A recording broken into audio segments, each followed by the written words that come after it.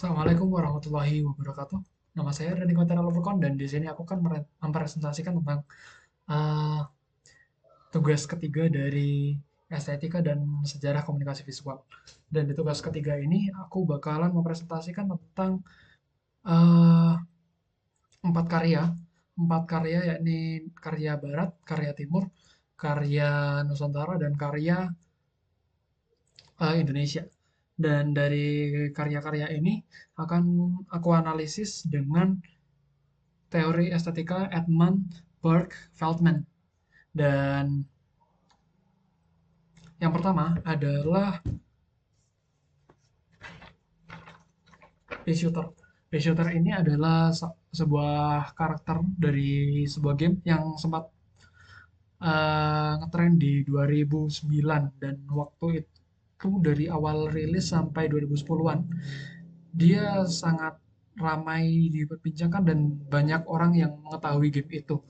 Sampai di 2010 pun kalau nggak salah dia dapat Game of the Year Award, yang mana berarti dia game yang cukup bagus dan disukai banyak orang.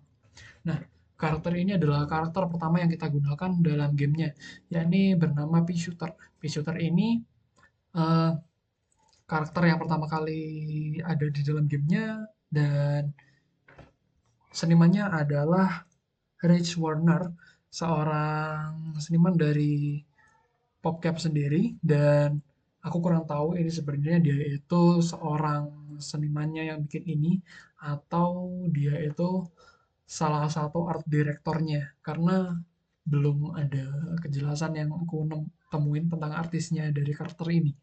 Nah, yang bagian pertama ada formal di sini. Formal dari gambar ini bisa kita lihat sendiri dari kepalanya yang membentuk lingkaran, bisa memperlihatkan kita kalau ini adalah kepala, makanya dia dibikin lingkaran, bahkan dikasih mata yang bentuknya juga lingkaran, menekankan lagi kalau ini kepala, dan lalu ada di sini bagiannya sini mulutnya yang ada lingkaran bulat seperti lubang gitu. Dan terus di sini ada juga unsur garis yang mana mereka memainkan ketebalan garis yang di sini lebih tebal banget, sedangkan di sini itu tipis. Dan sehingga kita itu fokusnya itu lebih ke kepalanya. Dan untuk yang tipis-tipis ini digunakan untuk sebagai detail. Untuk daunnya yang memperlihatkan kalau dia ini sebuah tanaman. Terus di bagian selanjutnya ada interpretasi, seperti yang kataku tadi, daun ini memperlihatkan kalau dia ini sebuah tanaman dan kepalanya yang lingkaran dengan mulut seperti ini memperlihatkan seperti sebuah meriam, yang mana meriam itu menembakkan sesuatu dan di sini memberikan langsung menjelaskan pada pemainnya tanpa membaca bahwa karakter ini akan melindungi kita sebagai pemain dengan cara menembakkan sesuatu dari mulutnya gitu. Dan menurutku karakter ini sangat bagus dan sangat jelas penyampaiannya dari desainnya yang tumbuhan dan kepalanya yang menembakkan sesuatu, sehingga uh, sangat menjelaskan dari game ini, dari karakter game ini. Selanjutnya ada salah satu karakter yang sangat aku sukain dari Guardian Tales, game yang dirilis oleh Kakao Games, perusahaan yang sama dengan yang merilis Kakao Talk. Perusahaan itu dari Korea dan hmm, dia punya beberapa server termasuk server Korea yang biasanya pertama rilis hero akan ditampilkan di sana, karakter akan ditampilkan di sana. Lalu ada server global yang seperti di Indonesia menggunakan server global, dan yang terakhir ada server Jepang yang mana eh, pemberian penggambaran sebuah karakter itu cukup berbeda dengan rilis global karena mereka menggunakan art style yang cukup berbeda dengan yang lainnya. Nah, di sini karakternya adalah Future Princess, dan karakter ini dibuat oleh Yosuke Kozaki, seorang seniman dari Jepang, dan dia sempat juga membuat desain karakter dari beberapa game lainnya.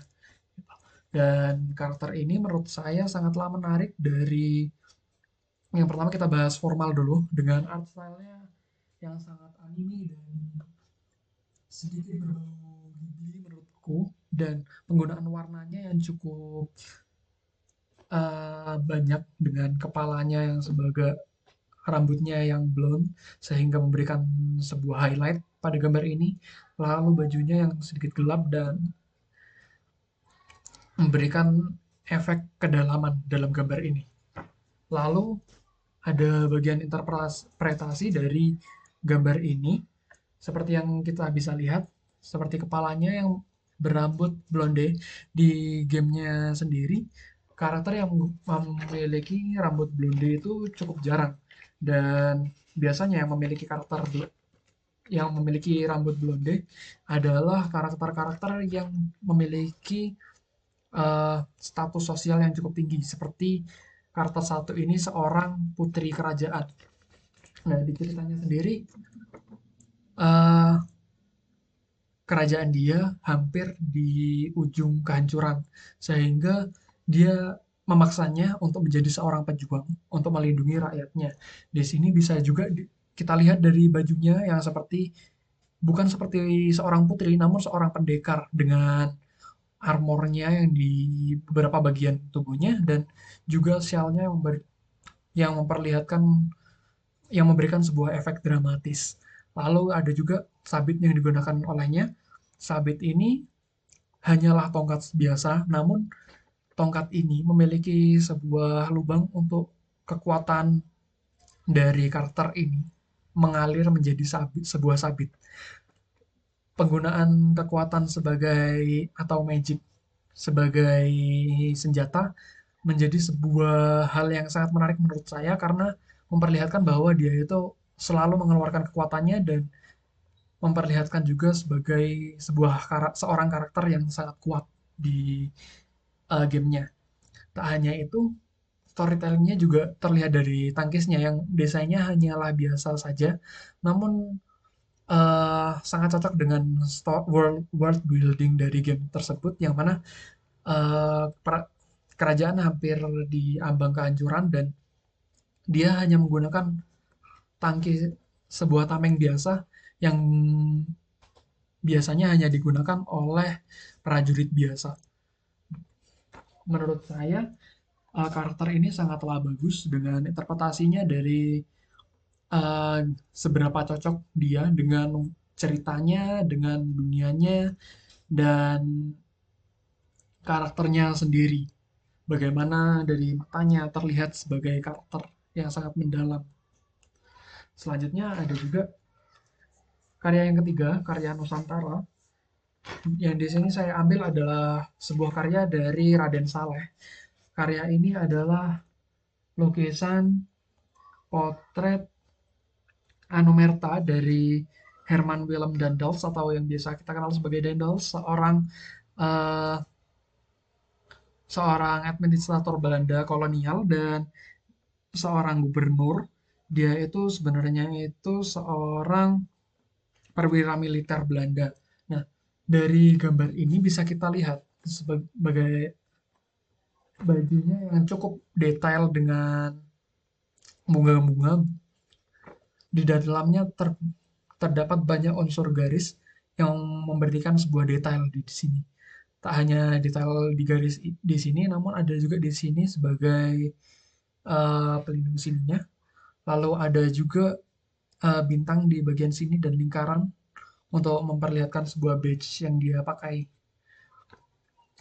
Interpretasi dari gambar ini ada beberapa hal yang bisa kita analisis, seperti background-nya sendiri memiliki detail yang sangat bagus dan memperlihatkan sebuah suasana hutan tropis di pegunungan yang sangat menggambarkan dengan lingkungan Indonesia. Lalu bisa kita lihat seperti yang kain biru ini yang biasa digunakan oleh petinggi dari Eropa di zamannya sebagai penanda untuk statusnya. Selain itu, kita bisa lihat dari teropongnya yang menurut saya sebuah penggambaran bahwa dia itu seorang perwira militer pada saat itu. Dan tidak hanya itu, di sini juga diperlihatkan sebuah kertas yang ia pegang, dan hal ini menekankan bahwa dia itu seorang administrator Belanda di zamannya. Selanjutnya, eh, menurut saya gambar ini sangatlah menarik. Saya bukan penikmat dari lukisan klasik seperti ini, namun detail yang diberikan pada gambar ini sangatlah banyak dan saya bisa mengapresiasinya lebih dalam dan melihatnya lebih detail lagi. Selanjutnya, karya terakhir adalah karya seorang seniman Indonesia bernama Muhammad Taufik atau akrab dipanggil sebagai MT. MT ini bekerja diminta oleh seorang penulis terkenal di Indonesia bernama Terelie untuk membuat cover dari buku serinya, seri Bumi. Seri Bumi yang keluar di tahun 2013 atau 14 kalau tidak salah, dan setelah dia menerbitkan buku Bumi dan Bulan, dia ternyata masih melanjutkan bukunya hingga seri Matahari. Yang mana di seri Matahari ini ia akhirnya bekerja sama dengan MT di 2016 untuk selalu membuatkan covernya yang sangat ikonik dan sangat uh, menggambarkan dari buku tersebut. Dari 2016 hingga saat ini, di buku ke-14-nya yang akan terbit, kalau tidak salah di tahun ini, 2025, covernya juga masih menggunakan style dan ilustrasi yang sama. Eh, dari cover ini, kita bisa analisis dari lingkaran seperti yang ada di tengah ini. Dia menggunakan lingkaran sebagai ruang untuk memberikan tempat untuk judul dari setiap bukunya. Tidak hanya buku bulan ini, ada juga di buku Matahari, Bumi, dan lain sebagainya. Dan lalu mereka menggunakan juga unsur garis sebagai bordir setiap bukunya, tak hanya di depan namun di belakang juga diberikan. Lalu eh, warnanya selalu menggunakan warna sedikit keemasan atau antara krem hingga coklat untuk sebuah highlight dari buku-bukunya. Lalu ilustrasi yang ada di setiap covernya itu menggambarkan isi dari ceritanya. Seperti gambar dari buku yang saya miliki ini, ada buku bulan. Di sini ada seekor salamander yang mana di ceritanya adalah sebuah hewan yang sering digunakan oleh ras matahari sebagai kendaraan saat melakukan sebuah aktivitas olahraga. Tak hanya di buku ini yang saya ketahui, ada juga di buku Bumi yang saya tidak miliki. Ini di sini diperlihatkan dua ekor kucing, yang mana kucing ini sangat berdampak terhadap ceritanya di buku Bumi. Yang kucing putih adalah kucing asli dari pemiliknya, sedangkan kucing hitam adalah sebuah sosok roh dari dunia lain. Sehingga memberikan sebuah storytelling yang cukup mendalam meskipun kita tidak familiar dengan buku tersebut. Sekian presentasi dari saya tentang tugas ketiga, estetika dan komunikasi visual, sejarah komunikasi dan komunikasi visual. Terima kasih. Assalamualaikum warahmatullahi wabarakatuh. Ada yang ketinggalan. Yang terakhir adalah daftar pustaka yang saya gunakan untuk meneliti dari keseruan ini ya. Ada di sebelah sini ya.